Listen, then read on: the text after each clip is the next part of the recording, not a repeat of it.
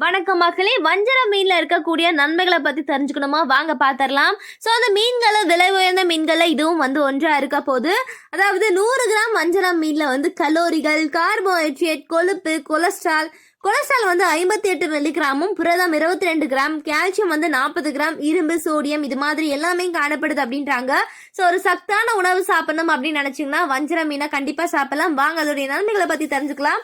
நம்ம சேனல் நீங்க இப்பதான் ஃபர்ஸ்ட் டைம் பாக்குறீங்க அப்படின்னா மறக்காம சப்ஸ்கிரைப் பண்ணிட்டு சைடுல இருக்கிற பெல் ஐக்கானை பிரஸ் பண்ணிக்கோங்க. இது போன்ற பல்வேறு விஷயங்களை தினந்தோறும் பார்க்கலாம்.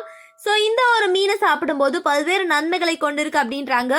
அதாவது இந்த ஒரு வஞ்சரம் மீன்ல ஒமேகா 3 கொழுப்பு அமிலங்கள் காணப்படுறதுனால உங்களுக்கு பல்வேறு வீக்கங்களை குறைக்கவும், தமனிகளை தெளிவாக வச்சுக்கவும், கொலஸ்ட்ராலோடைய அளவை மேம்படுத்த உதவும் அப்படின்னு பல்வேறு ஆண்டுகளாக பல்வேறு ஆய்வுகள் காட்டுது.